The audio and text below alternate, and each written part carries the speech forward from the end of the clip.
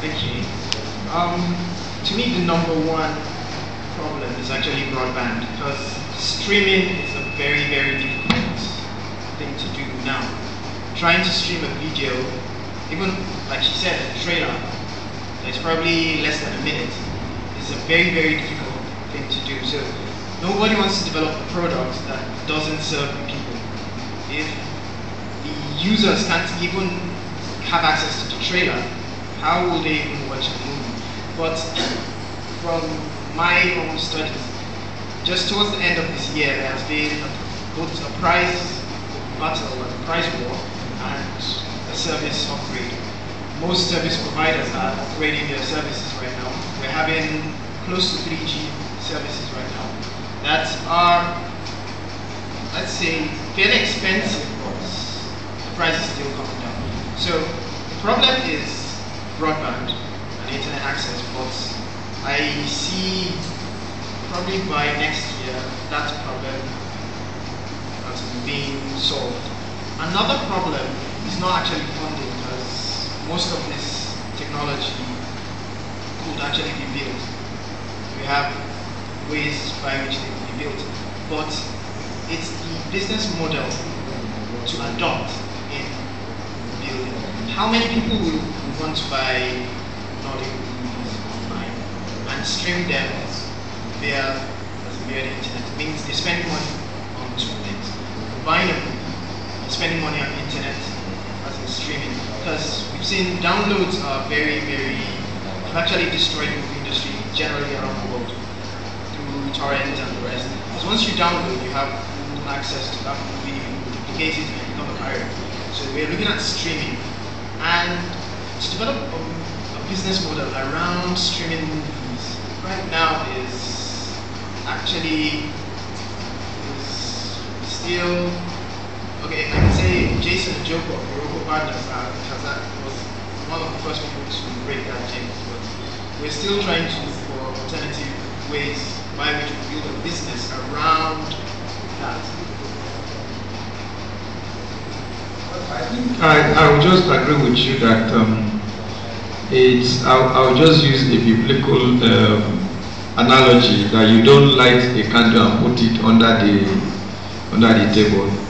Even if we have the best structure, best platform, what we're still looking at are the end users. And as of today, we really need real broadband in Nigeria. Not only that is the pricing. Everybody always think that, okay, it's limited to our Blackberries and the rest of them. The most use of this will probably be on the tablets, the iPads. They are actually where people do a lot of downloads. And some of us use all these iPads, and you find out that a lot of the time, what you get in terms of speed, it's not good enough. And one of the things I've also said about internet service in Nigeria, it's really pricing. And that it's so unfortunate that all the time, Nigerians pay the most for the poorest services.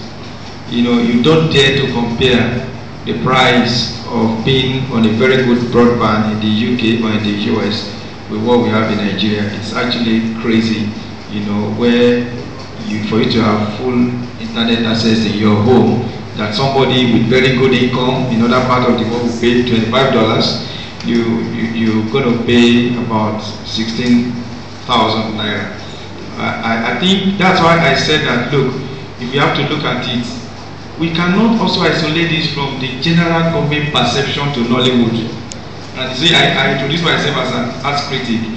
Throwing 200 million naira, I think it's naira or dollar, I can't say, to the one that GJ gave. It's not in dollars. It's actually not the issue, other than helping to create the framework for which this industry would strive. You expect that the ministry, what we're doing here, supposed to be something actually being supported by government. Look, it is very clear that Nollywood is a huge revenue earner for this country. It's only a sick person. I'm sorry I'm using this language.